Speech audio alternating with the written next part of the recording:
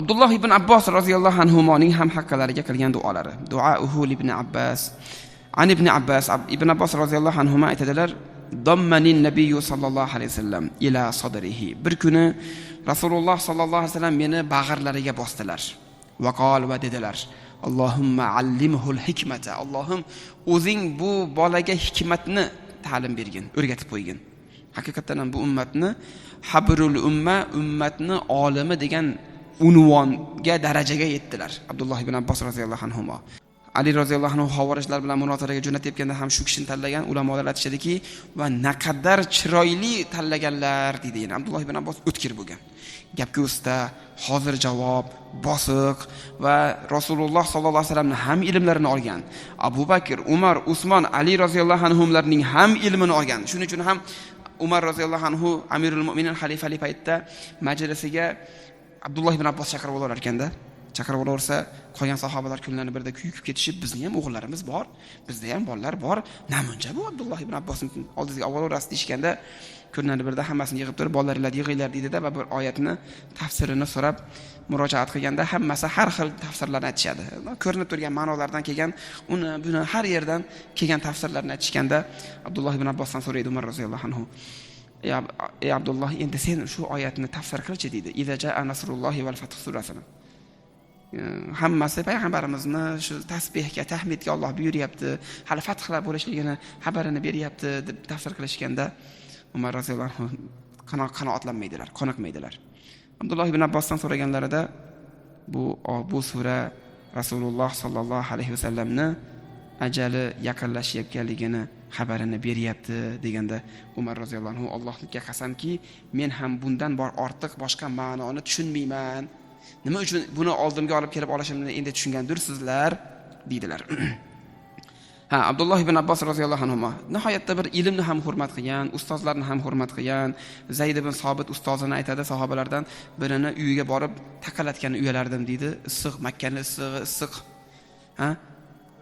Boshimdan issiq urib, hushimdan ketib qolardim deydi. Endi salqini ham yo'q ekan. Demak, o'stirmalari ham yo'q deganda eshik tagida. Optoq urib, hushimdan ketib qolardim deydi. Hozirgi talab ilmlar subhanalloh gohida ozgina kutgisi kelmaydi. Betoqat bo'lib ketishadi. O'zi haftasiga gohida kimlardir 2 soatga, 1 soatga kelsa, shunga ham betoqat, injiq. Yosh talab ilmlar bo'lsa, tinmay kutib turishadi. Iloji bo'lsa, bugun dars yo'q deb tursang. Yo'q bo'lsa, iloji bo'lsa kutishmasa. Subhanalloh.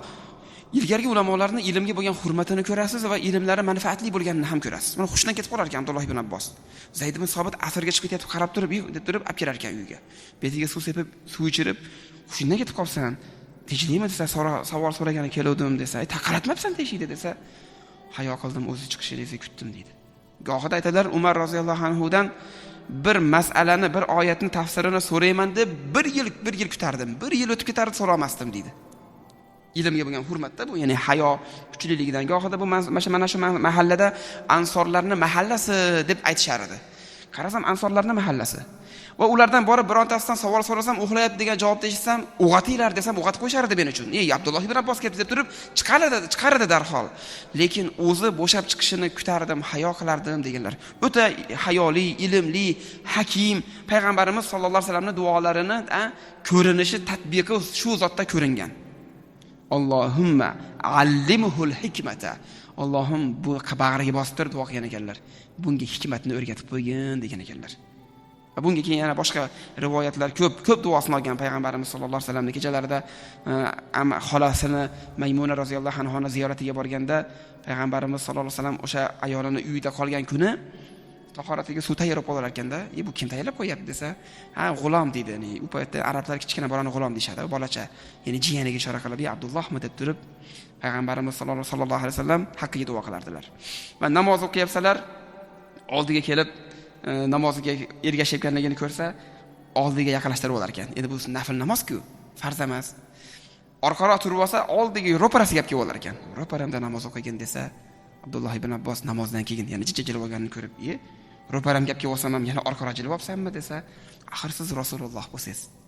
Siz bilan bir xil turishim kerakmi? Sizni Alloh aziz qilgan bo'lsa, martabangiz yetuk bo'lsa, men sizdan orqaroq turmasam bo'lmaydi" deb hayo qilib, odob saqlaganini ko'rib payg'ambarimiz yana haqqiga duo qildilar. Allohumma allimhu tafsir, Allohim tafsirni o'rgatib qo'y, allimhu ta'vil, ta'vilni o'rgatib qo'y. Kunlarni birida otasi bilan o'tirsa, Abbos roziyallohu anhu bilan o'g'li Abdulloh ibn Abbos o'sha joyda turgan bo'ladi. Keyin chiqqandan keyin otajon, uchinchilar kim edi dedi.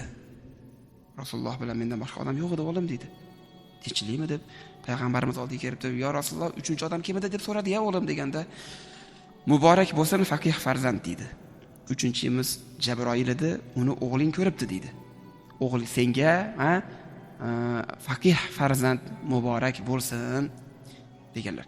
Biron marta riyosatni talab qilmaganlar. Haqiqiy Allohdan qo'rqish bo'ladigan bo'lsa, haqiqiy ilm nasib qiladigan bo'lsa, boshliqlik, mansab, to'ri, e'tibor, odamlarning nazari umuman qiziq bo'lmay qolar ekan. Shuning uchun oxir Makkadan chiqib ham ketganlar, hattoki qo'rqqanlaridan Toifga borib yashab, o'sha Toifga chiqsalar Abdulloh ibn Abbos masjidi bor. O'sha yerda dars berib, umrining oxirlarida o'sha yerda yashab o'tganlar. Haqiqatan ham payg'ambarimiz qarang, duo qilsa payg'ambarimiz duosi ijobat edi. Lekin payg'ambarimiz eng kerakli narsani so'radi. Ilm eng sharafli narsa. Bu payg'ambarlarning maqomi. Xuddi payg'ambarlar oldiga kelib bir masalani so'rashsa, mumkin desa qilishadi, mumkin emas desa qilishmaydi. Taloq tushib desa taloq tushib ketadi. Yo senlarda hayoting taloq yo'q ekan, hayoting hayot yashaver desa yashaveradi. Bu payg'ambarlarning maqomi bu. Ilm eng sharafli narsa. O'sha narsani so'radi payg'ambarimiz sollallohu alayhi vasallam. Bo'lmasam Makkani tagida turib, Ka'bani tagida turib duo qilgan Abdul Malik ibn Marvon, masalan, undan oldin duo qilganlardan biri Mus'ab ibn Zubayr. Men Iroq oyinda boshliqligini so'rayman dedi. Ular tentushlar katta bo'lishgan, Quraysh farzandlari. Men dedi, ikkita Iroqni, Kufa va Basra, u paytda Kufa va Basra alohida bo'lgan. Katta mintaqalar. Kufa va Basraning Iroq oyin, ikkita Iroq deyilgan. Ikkita Iroqning boshliqligini, amirligini so'rayman degan nasib qildi. Akasi Abdulloh ibn Zubayr Hijozning boshliqligini so'rayman dedi. Hijozda xalifa bo'ldi. Abdul Malik ibn Marvon qarab turib, "Senlar dedi, bu joylarda so'rashyapsan, men butun dunyoni boshliqligini so'rayman" dedi Umaviylar. Haqiqatan ham keyinchalik ukasi Mus'ab ibn Zubayrni ham mag'lub etib, u joylarni ham oldi. Akasi Abdulloh ibn Zubayrni mag'lub etib, Hajjoj bilan borib, zulmlar bo'lgan, to'g'ri Ka'baga minjaniqlar otilingan, xato ishlar ham bo'lgan. Abdulloh ibn Zubayrni ham mag'lub etib, sahobiyni u diyorlarni ham oldi va yer yuzining 3 dan 2 qismini egalladi. Rim imperiyasi 200 yilda erishgan imperiyaga 30 yilda erishdi deyshadi Umaviylar. Va ular 100 yil atrofida umr surib turib, keyin Abbosiylar olgandan keyin dengizdan suzib o'tib ketgan Abdurrahmon ad-Daxil Umaviylardan 700 yil u yerda davom etadi, ya'ni Andalusda. Ya'ni u degani duolari ijobat bo'lgan. Payg'ambarimiz haqiqiy duo qilsa bo'lardi Abdulloh ibn Abbosni ham. Allohim yer yuzida xalifa qil desa, o'rinbosarim qil desa, boshliq qil, podshoh qil desa, vallohu alam duolari so'zsiz ijobat bo'lgan bo'lardi. Lekin Rasululloh sollallohu alayhi vasallam eng sharafli narsani so'radi. O'sha boyagi yuqoridagi tentushlarning ichida ham uchoving ham dunyoni so'rading deb turib, Urva ibn Zubayr men Allohdan ilm so'rayman degan, haqiqatan ham 7 ta faqihlarni biri bo'lgan. Zamonasining eng olimi bo'lganlar, Urva ibn Zubayr. Demak, so'raladigan narsani va mansablarni ham har qanaqa ne'matning eng afzali, eng sharaflisi bu shar'iy ilm. Kimga shar'iy ilm berilgan bo'lsa, kimga hikmat berilgan bo'lsa, kimga fiqh berilgan bo'lsa, bo'ldi. Eng yaxshiliklarni jamlab o'zida. Undan ortiq martaba yo'q, undan ortiq sharaf yo'q. Shuning uchun kimdir masalan farzandi ilm olmoqchi bo'layotgan bo'lsa, u bu joyga borib ilm olib kelay deyotgan bo'lsa, to'sqinlik qilib bo'lmaydi. Bundan yuqori martaba yo'q. Podshohlarni ham podshohi shular bo'ladi. Shuning uchun Ato ibn Abu Raboh tobiinlarning ichida ko'rimsiz, qora, habash inson bo'lgan. Oldiga kelgan Abdul Malik ibn Marvon fatvo so'rash uchun kelgan. O'chirt, hamma fatvo so'rayapti. U yerlardan, bu yerlardan kelishyapti. Avval qullardan bo'lgan. Kirib tursa, endi rivoyatlarda har xil kelgan. Abdul Malik Marvon degan, ba'zilar o'g'li Sulaymon deyishgan, ba'zilar o'g'li katta o'g'li Valid deb aytishgan. Nima bo'lgan taqdirda ham shu Umayya xalifalardan biri keladi. Chunki o'zim 2-3 xil manbani ko'rganman, uchovida birida Sulaymon deb kelgan, birida Valid, birida Abdul Malik Marvon deb kelgan. Nima bo'lsa ham Umayya xalifalardan biri Ato ibn Abu Rabohning oldiga keladi. Ikkita o'g'li bilan kelgan bo'ladi. Kelsa Ato ibn Abu Raboh o'zi avval qullardan bo'lgan. Hamma biladi. Kitoblarda ham minal mavali deyshadi. Qullardan bo'lgan deyshadi. Xunuk odam bo'lgan deyshadi. Qora odam bo'lgan deyshadi. Lekin ilm bilan Alloh aziz qilib qo'ygan. Xalifa ham kelib fatvo so'rar edi. Masala so'rar edi. Oldiga kelganda kichkina cho'risi chiqib turib, cho'ri ayol, qizcha chiqib turib, bo'shmaslar dedi. Kutib turasizlar dedi. Xalifa bo'lmasa, Boyga aytganimizdek, yer yuzini 3 dan 2sini egallab turgan eng kuchli imperiyaning kattasi. Rumda bular sindirgan. Fors qolmagan u paytda. Afrika tarafida ham kirib ketyapti mujohidlar, Yevropaga xuddi mashlar davrida kirib ketyapti, xoh shaharlarni kunda olyapti, Sind, Pokiston, o'sha Bangladesh, Sri-Lankalarda olashyapti. Xuddi shularni davrida kuniga g'azotlarda xabarlari keladi. Mayr g'azot qilindi, fath qilindi, Mayr fath qilindi, tillalar, kumushlar sondiqlarda kelyapti. Boyliklar tinimsiz kelyapti. Ya'ni yer yuzidagi eng kuchli imperiya. Xalifa kelib, Ato ibn Abi Rabohdan masala so'rayman deb, demak o'sha paytdagi xalifalar ham toza bo'lgan. Ahli ilmlarni hurmat qilgan. Va bu yerda qarang, xalifa Ato ibn Abi Rabohni hurmat qilib oldiga keldi. Imperiya chaqirsa ham endi chaqirsa bormaydi bu zotlar.